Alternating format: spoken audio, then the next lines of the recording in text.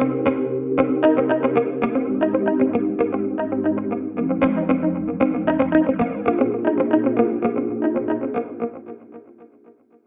good afternoon.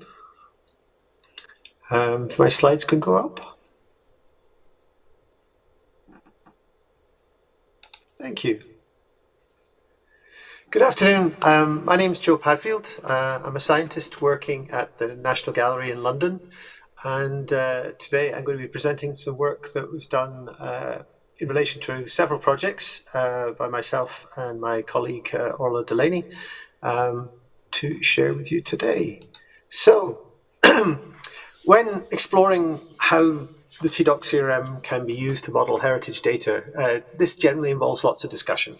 People arguing in pubs or coffee shops or in corridors outside lecture theatres, generally trying to establish consensus and agreement between different people about how to express relationships. This work often revolves around large pieces of white paper covered in post-it notes and scribbles. Groups of people work together. Now, this has obviously been quite tricky in the last couple of years with the COVID restrictions, and we've had to look at alternatives. Now, a simple online alternative was required for the work that we were going to be doing within the research projects. However, in addition to creating just new models, researchers often need to work with previous models. So recognizing this may well be the case in the future, we wanted to explore a way of ensuring that the models we created were easily reusable and editable and developable going forward. So we wanted to provide a more fair approach to our process as well as the data we created. So this here you can see is an example of a CIDOC-CRM modeling done several years ago now that was formatted in a Word document, and it was horrendous trying to reorganize this when editing needed to be carried out. Now, to facilitate this, we looked at a number of different alternatives and came down to two particular web-based visualization tools. There are lots of visualization tools available, but we had a look at these two because it was quite easy to feed textual data directly in them. So you could just work on your data and the actual models and diagrams would be automatically generated from that. Our initial activities focused on Mermaid rather than the D3 process map system, primarily because there was very good documentation for Mermaid and they had a nice live editor with which to test systems in. It's also quite actively being developed, which was always a good sign. So this are a couple of small screenshots from the Mermaid live editor. As you can see on the left, what we were looking at doing is you had to define the classifications for each of the little nodes you get in the diagram on the right. So you had to define sort of objects, the CRM, literal, and give the colors and sizes and shapes. So the syntax here is still quite complex. It is open, it's easy to do, and you can save the text. So it worked on a lot of levels, but it was still quite complex for non-technical users to engage with.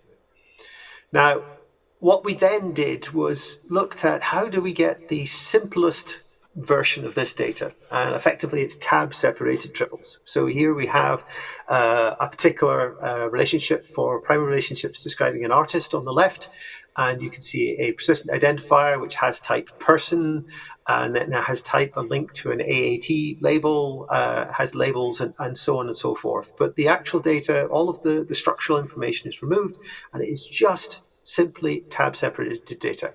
There's a fourth column which I'll come back to in a second.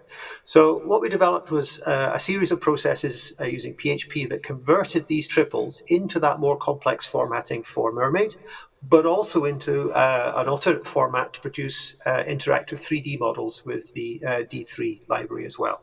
So you could create these both automatically based on that raw triple data. Now, what we then did was wrap that up in a nice series of web pages. Now, this web address is live. It is available. People can go and have a little look. Let's see if I click that, it should appear. And it's based on another project called SimpleSite, which effectively can create these nice set of uniform web pages for a project based on some JSON documents. But effectively what happens is each time you uploaded new sets of triples into particular folders within a GitHub instance, Processes within GitHub would then automatically process the triples, create new web pages, new models, and add them into the system. As you can see here on the right, we've got some object and production models. It's an object description, production of a painting, and the primary relationships for an artist and some events. So this was effectively the recreation of those Word models that I put into a Word document many years before. So they became a lot more accessible and a lot more reusable going forward. Now, that worked really well. But actually, when it came to actually having Zoom meetings with people, it was still a bit slow. You had to be uploading information to GitHub. You had to wait for GitHub to do all of its automated processes. So it worked very nicely for a presentation, but not quite for a dynamic process. So we moved forward to look at a dynamic version of the modeler, primarily based on Mermaid, that could automatically convert tab-separated data or JSON-LD into formatted flow diagrams. Now, I should say that JSON-LD is a little fragile, works often, but more work needs to be done on the formatting of that. Now, options are also available for sharing the work as well as just saving the text as you want to go forward. Now, here's an example of how the process works. So you're working with a group of people. You can open up a Google Doc in a collaborative mode so everyone can edit it. And you can see you've got your 3 columns or 4th column, and the 4th column is used to look at the formatting.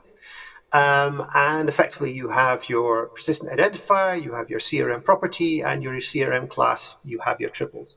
You can then select the entire sheet, paste it into a text box at the top of the dynamic modeler software here, and then you press refresh. The little sort of refresh icon on the right, and it rebuilds the model in the lower window. Now, both of these windows have a full screen option to increase what you can see and for editing and so on and so forth. So moving forward, you could continue to locally edit the model in the viewer by just editing the text, or collaboratively go back to the spreadsheet. So this became a very easy, very open, very reproducible process for sharing and discussing the development of relationship models and mapping of CIDOC-CRM data during the virtual online meetings and COVID restrictions. And it worked really well. Now, documentation-wise, things have moved a number of times. If you go to the main webpage for the modeler, this is the first model you get given automatically. Now, you can't quite see the text here, but effectively it talks you through the process and gives you an example of those triples that define the relationships. So it says here that the dynamic modeler was created by me and it was based on Mermaid, and gives you the link to Mermaid and goes through the process, even sort of defining that yellow box in the middle, which is a process of subgraphs. You can deliberately group things together. There is a process in there to try and automatically deal with blank nodes, but that does need some additional work, and I think that's primarily what upsets the JSON-LD occasionally for automatically working. But there's a lot of nice structure in there, and we continue to extend the instructions, but it does develop quite regularly. I'm doing more work, so we haven't got a separate detailed documentation section as of yet. Now, in addition to those documentation, as I said before, you can predefine the colors and shapes of the various nodes that appear in your graphs, as you can see here. Here are all the available ones.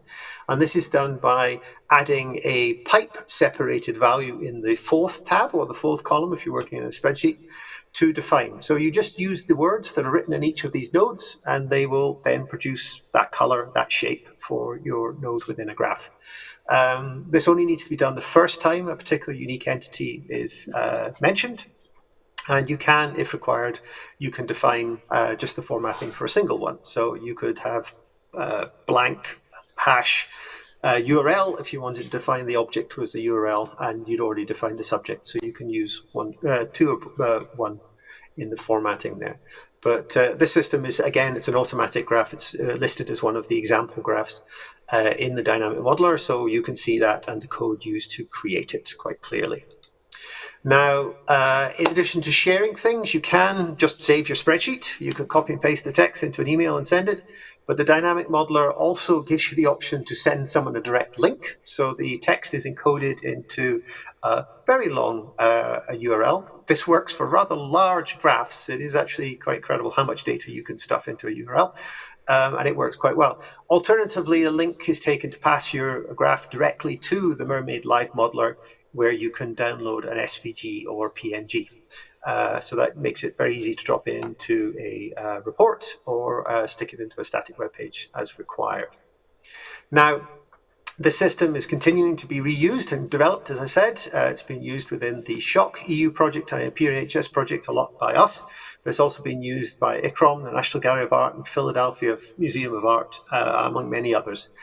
This particular diagram here is a data management plan workflow for the IPRHS project that we're working on.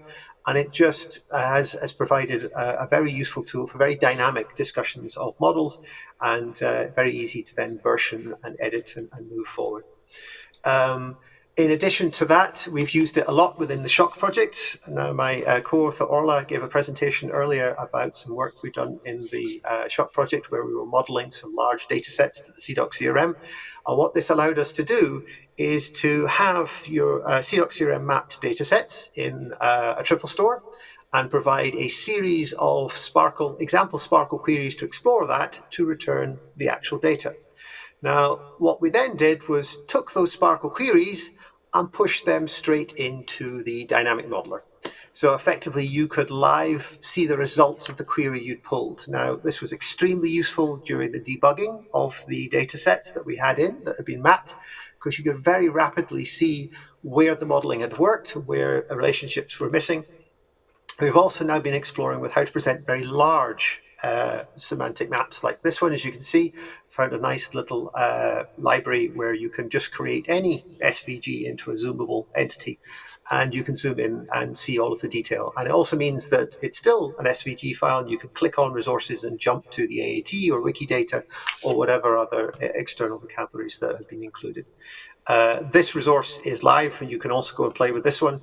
As I said, there's a lot of rich semantic data in there to play with, all mapped to the CIDOC-CRM. And I think I've run out of time there, so I will stop. But if people do have questions, please do ask now, or obviously you can contact me later as required. Thank you very much. Thank you. Thank you.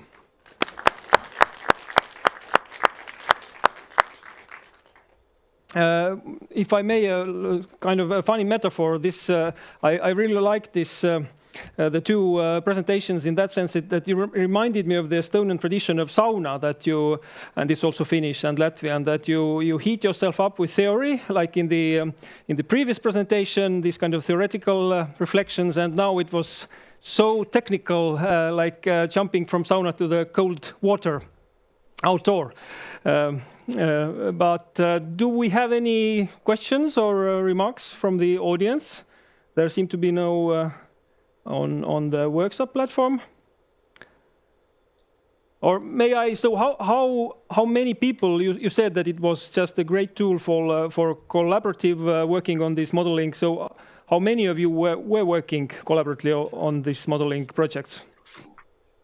The core group of us who are doing the work within the National Gallery was just a handful, so 3, 4, 5 people, but it's been used with online collaborative meetings with 10, 15 people, I think were the most, but it's subsequently been used by lots of different institutions independently who have had their own meetings and own discussions about the work they need to do.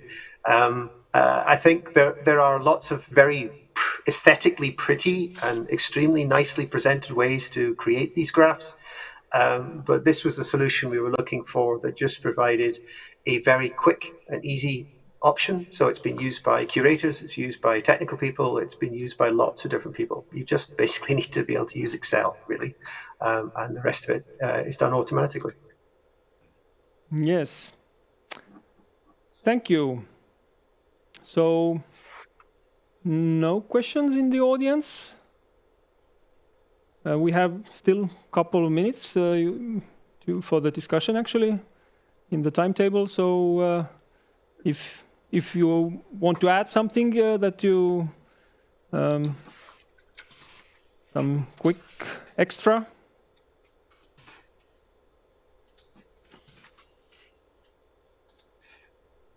Or has to share some slide links, so I'm just putting them in there now. Yes. Yeah, so the links are on the workshop platform.